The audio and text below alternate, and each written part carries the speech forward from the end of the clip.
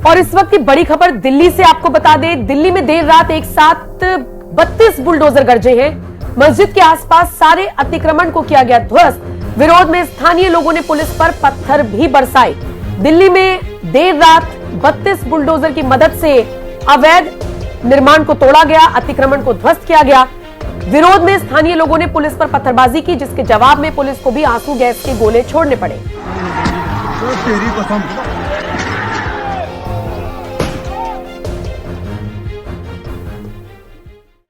नमस्कार, स्वागत है आप सभी का। आप देख रहे हैं एनएमएफ न्यूज, आपके साथ मैं हूं नमता चौधरी।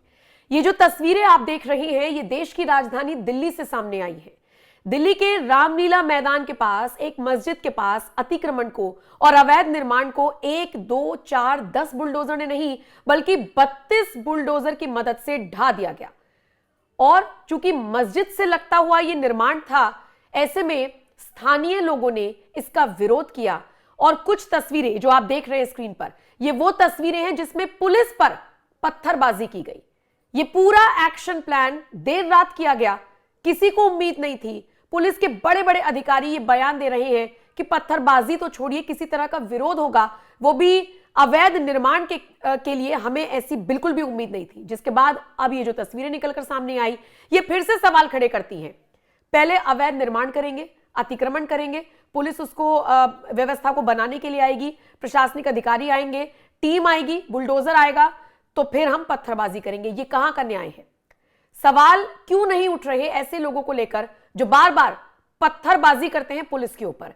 बहरहाल फिलहाल आपको मैं पूरी खबर बता देती हूं। सबसे पहले आप ये तस्वीरें देखिए। 32 बुलडोजर लेकर पहुंचती है टीम।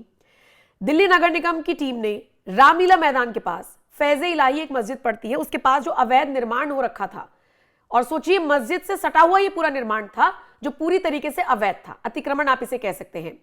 32 जेसीबी लेकर पहुंचती है एमसीडी की टीम और इस अवैध निर्माण को ढा देती है, जैसा कि आप इन तस्वीरों में देख भी पा रही हैं। यह कोई पहली बार घटनाक्रम नहीं हुआ है, इससे पहले भी दिल्ली में इसी तरीके से बुलडोजर गरज रहा है।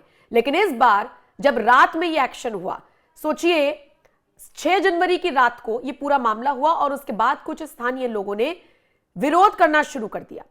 विरोध इस कदर किया गया कि पुलिस पर पथराव हुआ, फिर जवाब में पुलिस को आंसू गैस के गोले छोड़ने पड़े। सोचिए इस घटनाक्रम में 5 पुलिसकर्मी भी घायल हुए हैं।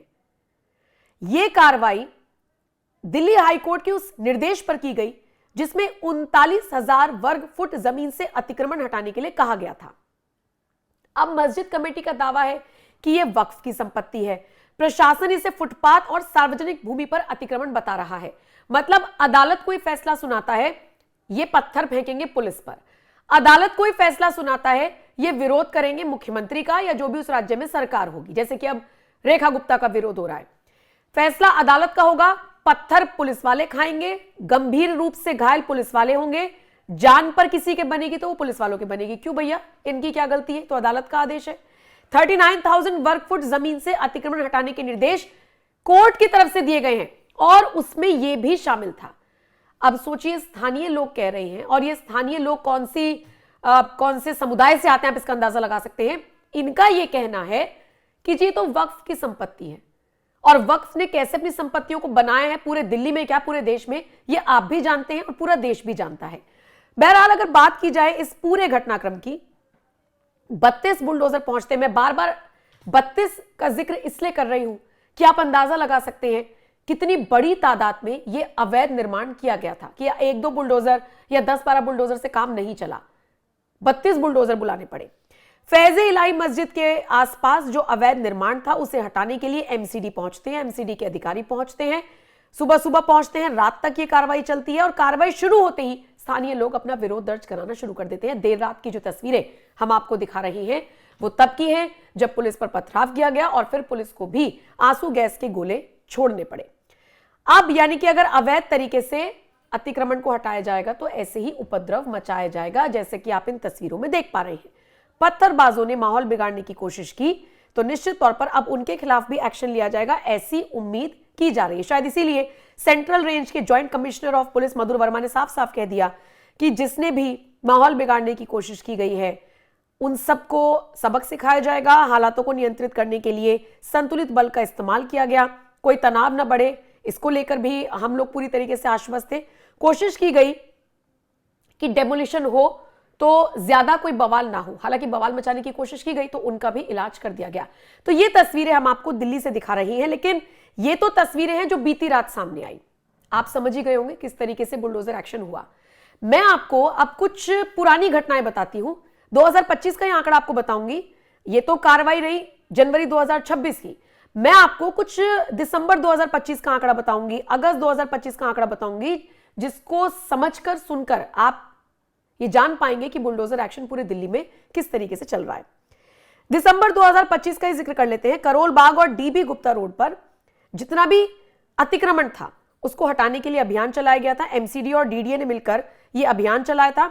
अफवाह फैली कि धार्मिक स्थलों को निशाना बनाया जा रहा है और उसके बाद भी माहौल बिगाड़ने की कोशिश हुई थी, लेकिन उस वक्त चीजों को कंट्रोल कर लिया गया था।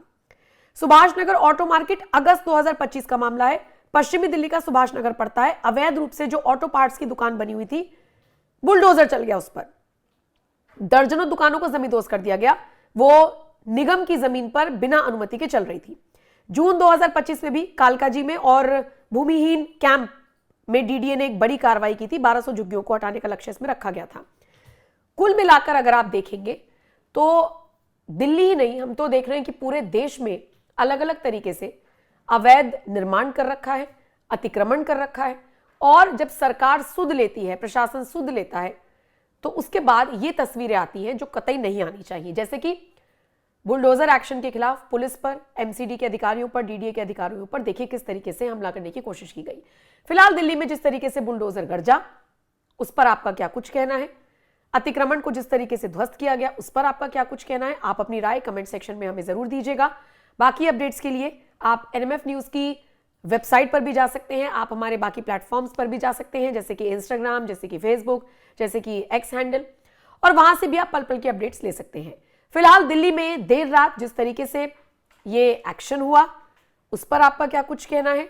जिस तरीके से ये पथराव हुआ और फिर पुलिस को हालात नियंत्रण में लाने के लिए अतिरिक्त पुलिस बल का सोचिए ना, वहां पे डिप्लॉय करना पड़ा, आंसू गैस के गोले छोड़ने पड़े, चीजों को कंट्रोल करने के लिए जो भी उस वक्त जरूरी समझा गया वो सब किया गया। अभी हालात कंट्रोल में है। तो फिलहाल इस पूरी खबर पर आपकी क्या राय है? कमेंट सेक्शन में आप अपनी राय हमें जरूर दीजिएगा। बाकी अपडेट्स के लिए एनएमएफ न्यूज देखते रहिए। बहुत बहुत शुक्रिया।